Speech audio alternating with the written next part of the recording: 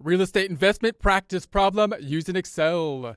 Decision to purchase home or rent calculation, new format, part number 4. Get ready because we're raising the stakes with real estate. Here we are in our Excel worksheet. If you have access to the Excel worksheet, would like to follow along, note that we have 4 tabs on down below: example, practice, blank, and then our pivot tab we made in a prior presentation. Let's take a look at them now, starting with the example tab, in essence being an answer key. Information's on the left-hand side, in essence our assumptions used to go through our calculations, assumptions which can then be changed once you have everything set up. We looked at the pivot, we looked at the amortization table, then the pivot table breaking the information out by year. Then we constructed the loan summary by year in a horizontal type of fashion, which we will then use for various components in our cash flow calculations, remembering our technique here, assuming we're going from renting outflows related to renting to an investment in the purchasing side, what are the cash flows between the two options? So then we had the property value, which we calculated, the cash flows for the home purchase before taxes, meaning after we put the initial amount down, what are the cash flows after that point in time, not including the initial down payment or the sale that might happen in the future, just looking at the yearly cash flows. Then we looked at the tax implications that could be applicable given amounts that might be deductible. We took the difference after taxes then in the cash flows for the yearly home purchase scenario. We then looked at the rental calculations, assuming the rent goes up on a yearly basis according to, say, inflation at 2% is what we assumed. And then we take the difference between the two, assuming we go from renting, currently paying $24,000, to a home purchase after having putting the down payment down, still paying more at the beginning, but after time it flips due to the fact that we locked in the payments in essence on the loan, which is a major part of the loan cash outflow. So it flips around year 12. We also have to take into consideration the value of the property in the event that we were to sell it, and we'll look at that in future presentations. So then we looked at the cash. Now we're going to take a look at the cash flow from the home sale, assuming the second component of the investment, meaning the equity in the property is going to go up. We don't get to realize that equity until we actually sell the property, but we need to take, of course, that into consideration with our comparison. That's what we'll do now. The second tab, practice tab, has some pre-formatted worksheets here, so you can work through the practice problem with a little less formatting. The blank tab, that's where we're working, so we're going to put this stuff in there and build it as we go. So we have the data on the left. We've got then our amortization table, the pivot table, the data again, which has been copied over. We entered this information thus far. Now we're down here under the net cash flow from home purchase to calculate then what the sale might be, cash flows related to the sale. Now this is kind of confusing because we're going to try to think about it when we actually sell the property, because that's when we realize the gain, and that's how we can do this in our cash flow kind of scenario. We want to think about the cash flows, so we got to think about this each individual year as if we were to sell the property in that year. So let's take a look at it. We're going to say cash flow from home sale before taxes. So without taking into consideration taxes, taxes might not be a big impact if it's a home sale. We're going to format this because there might be an exemption, font group, formatting, but we'll take a look at it in any case because that's what we do here. Then this is going to be the years again. 0 tab 1 tab 2 tab, and then selecting those years and pulling that on out to 30, bringing that on out to 30 years. Let's go ahead and center that, make it black and white as has been the case for our headers. Centered, looks good. Make this one black and white too. So there we have that. So we're going to say that the sales price, we're going to say is going to go up by that 2%. So I'm just going to recalculate the 2%, or we can pull it from the data that we already calculated up top. I'll recalculate it so you can kind of see it again. So this is going to be equal to the starting value of the home, which was the $400,000. Then we're going to say it increases by 2% equals the prior value times brackets 1 plus the increase, which we said was 2%. Remember, you might then change this 2% later to think about it if it was to increase higher or lower, but we're going to keep it at 2%. Going to say F4 on the keyboard, making it absolute so I can copy that across because that's in our data, $R, $5. And then we're going to copy that across using the fill handle, grabbing that fill handle, which has been a little slippery today, that fill handle. I got to chalk up my hands or something because I can't. So we're going to then say that this is going to be on the font group. Let's format this while we're here. Blue, bordered. I might not do that every time, but I'll try because I think that's the fastest way to do this kind of as we go. So then we got the selling costs. So it's going to cost us to sell the stuff, the closing costs and all that stuff, that all the people that have to help us with the sales process. So that's going to be then, what did we say, 7% up top on the selling cost. F4 on the keyboard, making it absolute, times the value of the property. So I'm not going to assume we sell it in year 0, so we'll start at year 1. So we got the $28,560 selling cost. Let's copy that across. It'll be 7% of whatever we assume the sales price to be, which is the sales price increasing by that 2% each time. Brackets, making it blue and bold. Let's go ahead and bold this one in blue, or borders in blue. And then we've got the difference, which is going to be, actually we're going to also have the loan balance. We're looking at the cash flow, not the gain. Loan balance is going to be equal to the loan balance we did in our data up top when we recalculated the amortization table by year. So we got this nice easy place to pick up the ending loan balance right there. So we'd have to pay off the loan balance if we were to sell it. So in other words, we'd sell it for $408, and then we'd have the selling costs that we'd have to pay, and we'd also have to pay the loan balance out to get our net cash flow at that point in time. So we'd take our proceeds, pay off the loan balance, and that would be our net cash flow, not our gain or loss, but the cash flow. We'll copy this one across, copy it across. We'll make it border blue, this one too, border blue, and then we're going to say that's going to be the total cash flow. Let's say total cash flow. And let's underline this one up top to show that this is going to be a calculation. We're calculating stuff here. We're doing calculations. This is going to be equal to the 408 minus the 28,560 minus the loan costs that we'd have to pay out. Therefore, we'd end up with a cash flow inflow net of the 62,691. If I copy that across, we could see our cash flow as time passes.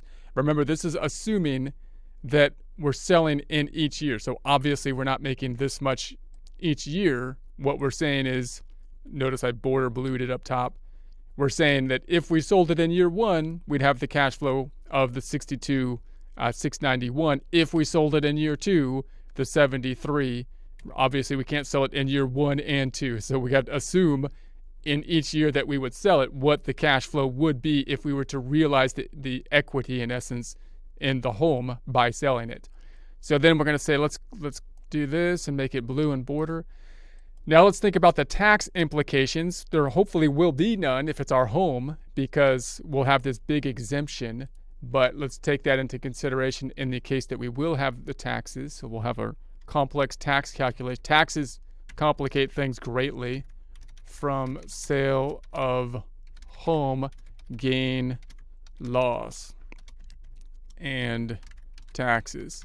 Obviously, I think the whole tax code was put together so that really smart people could then take advantage of, to game the system, because it's confusing. So then we're gonna say we got the blue and white, and then we're gonna say the years. It's going to be 0, 1, and 2.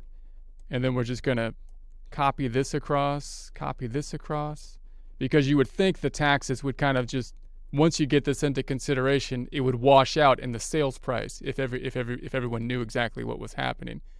But the more stuff that's there, the more confusion there is, and the more confusion there is means the people that have the information are better off, right? So then we're going to say then the sales price. We can copy this information from the stuff up top. Sales price is going to be this one. So now we're looking at our gain, not the cash flow. We're looking at the gain to see what the tax implications will be, calculating the gain, and then seeing if we get the exemption, and then how much would be left over that would have to be still pay taxes on. Copying this all the way across. So we'll copy that across. Let's make that bordered, and let's make it blue. And then let's make this border blue too. Border blue, and then we got the selling costs, which we could just copy from up top too, because we already did that. No need to make the wheel again. We already made the wheel one time, so we can just copy the wheel we made last time. So we'll just copy that over. Copy that over. I invented the wheel again. Took me a lot of time. But the wheel had been made before, so it didn't benefit me. I could have just copied the wheel. But whatever. I think I learned a lot by inventing it again, anyways. The net sales, if we subtract this 2 out, is going to be equal to the 408 minus the 28,560. And then we could copy that across. So that's going to be basically our sales after we take into consideration the closing costs that we're going to have to pay out to facilitate the sale. And then we'll put let's put an underline on this one so we could see that a calculation has been done. Let's do some blue and border here. Border blue, border blue. And then we'll compare that to the cost or basis, what we purchased it for, plus or minus, any improvements. We're just going to use the cost. We didn't have any depreciation because it's our home. We don't, unless we, no depreciation. So the cost is going to be then what we bought it for, simply the 400, F4 on the keyboard, $R, $2, because that's going to be the same all the way across. All the way across, no change. Cost is what it is, and it is 400,000. So font group, border blue on the cost, border blue, and hold on a second, not the white. Here, borders. There we go. Okay, and then we've got the gain. So it's going to be gain will be positive, loss, negative, bracketed if negative. So if we sold it in year 1, we'd have this loss, but we'll have a gain shortly. So because it's going to be increasing in value.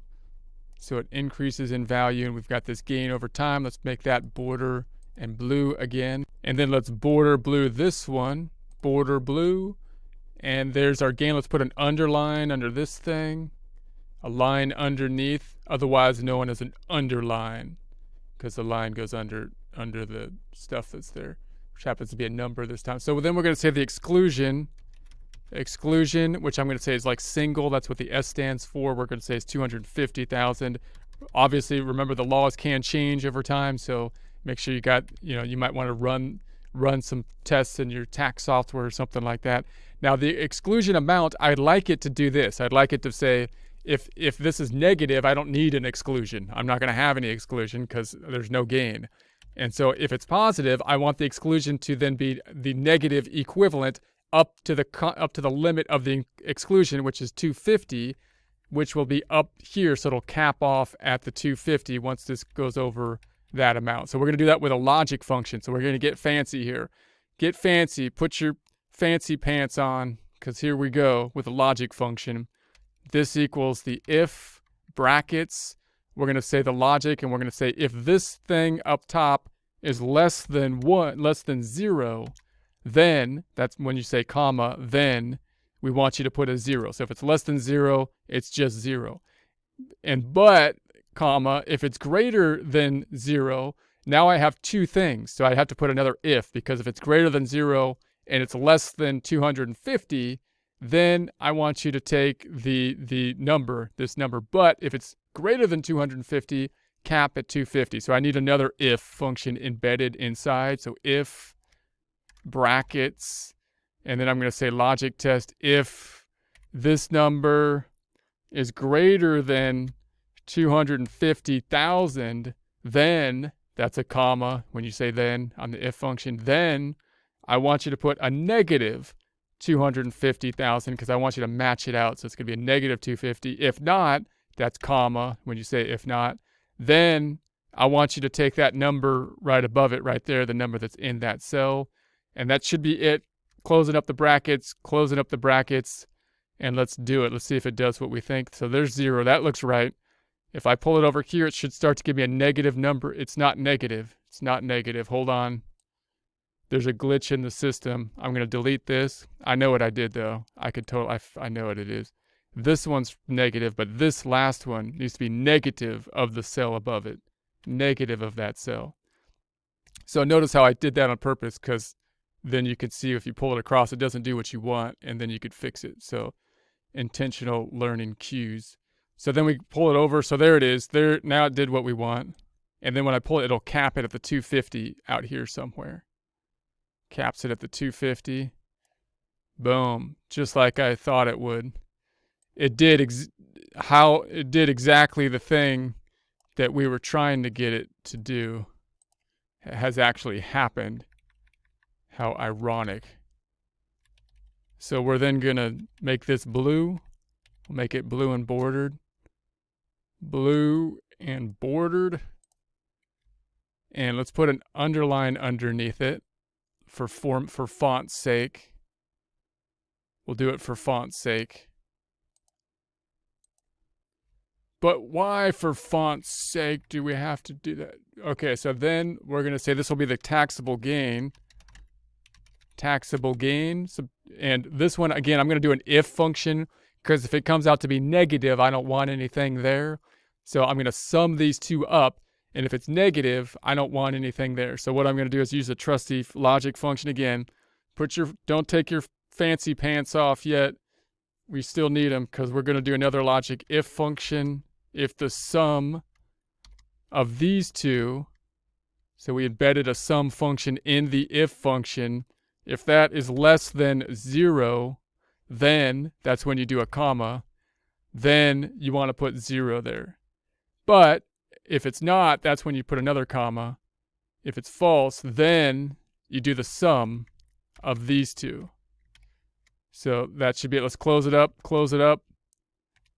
Puts a 0. That looks good. And once I get over here, it should then take the sum, which is also 0. And I shouldn't get anything until we get all the way out to past the exemption amount like that. Once again, I have impressed myself again. It's not easy, but I still accomplish it quite often. So then we have the tax rate on the capital gains is going to be equal to, now this is not going to be the same marginal tax rate. It might be different depending on what the law is. They always argue on whether they should increase the capital gains, but we're going to say it's 15%. F4 to make it the same, R, $10. Let's make that a percent number group, percentifying it, and drag that on out to 30 years. There we have it. Let's go ahead and border and blue, underline, put in a line underneath the text, which is often referred to as an underline. And then we're going to say this is going to be the tax on sale.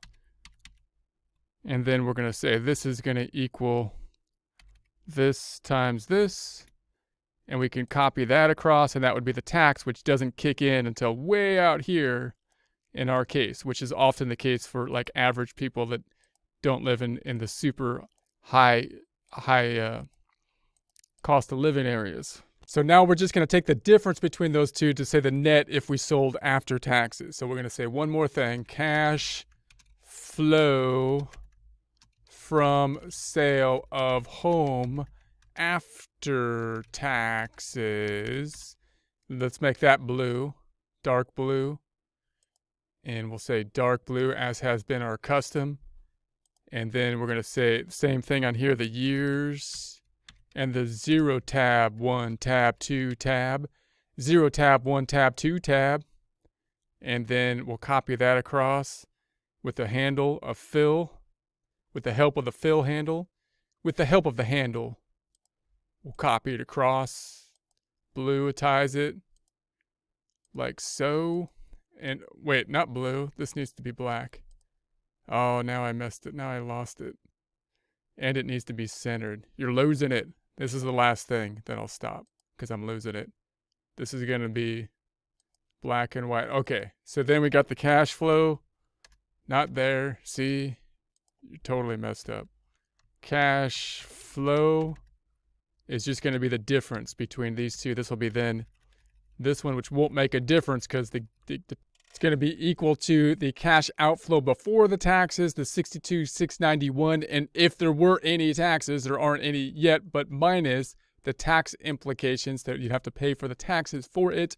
And then we can copy that all the way across. It'll be the same numbers until we get out here to year 30 and 29, where we have those two tax implications. And then we got an impact on those last couple years related to the tax implications out there. So next time we'll build our table with regards to thinking about what would happen if we sold the property in each of the years, realizing in essence the equity at each standpoint, looking at then the cash flows related to them, valuing them using our present value tools, including the internal rate of return, to get an idea of what the return would be.